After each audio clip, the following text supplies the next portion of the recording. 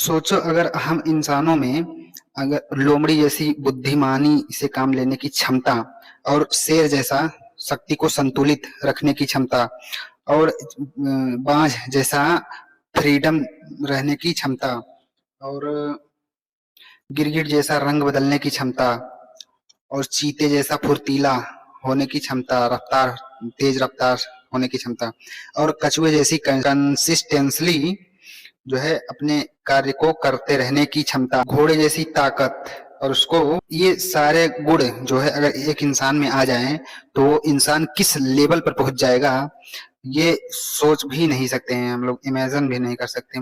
तो आइए एक एक करके इन सभी को देखते हैं कि कैसे अपने जीवन में ला सकते हैं इन सभी जानवरों के गुणों को। तो आइए इस वीडियो में समझते हैं। चलिए वीडियो को स्टार्ट करते हैं बिना टाइम गवाएं।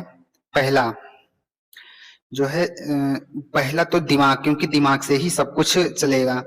तो दिमाग, लोमड़ी को एक दिमाग के लिए ही जाना जाता है, वो दिमाग से काम करती है, दिमाग के लिए ही वो जानी जाती है, पहचानी जाती है।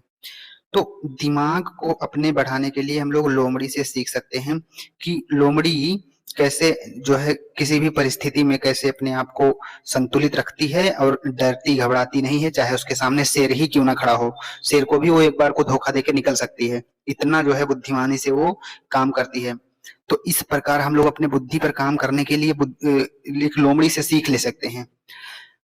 दूसरा, तीसरी बात हो गई फ्रीडम। बाज को लेते हैं। जो बाज होता है उसकी कोई मतलब वो सीमा नहीं होती, उसका वो अब अगला आसमान में उड़ता है, राज करता है। इसी प्रकार हम लोग बाज से ये सीख ले सकते हैं कि हम है कंसिस्टेंसली आगे बढ़ते रहना है, सफलता मिलने पर रुकना नहीं है, और आगे और आगे और आगे ऐसे करके।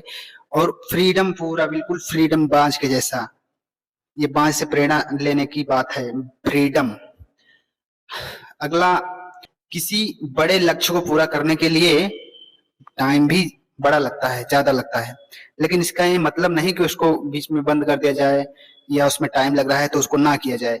कछुए जैसी कंसिस्टेंसली उस काम को धीरे धीरे करने से वो सफलता जरूर मिलती है। अपनी सफलता को पाने के लिए चीते जैसी रफ्तार होनी चाहिए।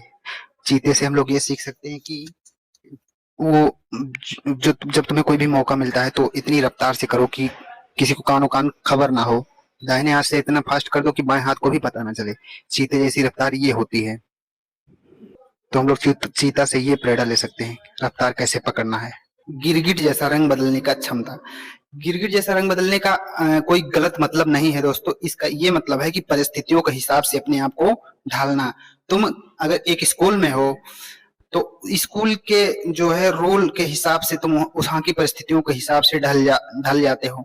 अगर कहीं स्टेशन पे हो तो वहां की परिस्थितियों के हिसाब से, किसी रेस्टोरेंट में हो तो वहां की परिस्थितियों के हिसाब से कपड़ा पहन के जाते हो और उस वहां के हिसाब से मतलब ढल जाते हो, ये होता है मतलब। और दोस्तों रिश्तेदारों में भी रंग बदलने की बहुत ही अच्छी कला होनी चाहिए, नहीं तो आज के जमाने में जीना बहुत मुश्किल है। सोचो अगर किसी इंसान के अंदर लोमड़ी जैसा दिमाग और चालाकीपन और तेज निर्णय लेने का क्षमता जो है आ जाए, और दूसरा गिरगिट जैसा परिस्थितियों के हिसाब से रंग बदलने की क्षमता आ जाए, जैसी परिस्थितियां हो उस प्रकार से ढल जाओ तुम।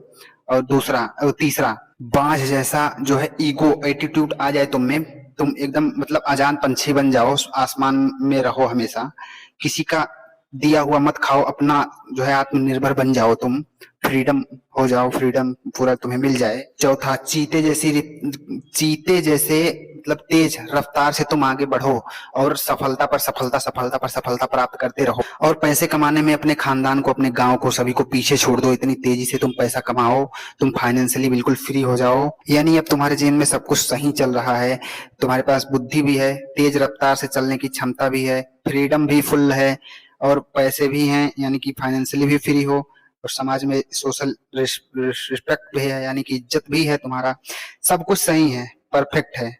लेकिन लास्ट में इन सभी चीजों का संतुलन यानी कि शेर जैसी संतुलन बनाने की, संतुलित रहने की शक्ति अगर नहीं है तुम में, तो ये सब ज्यादा दिन टिकने वाला नहीं है। क्योंकि राजा वही होता है जो सारी चीजों को संतुलित करके चलता है, वही होता है किंग्स ऑफ द किंग।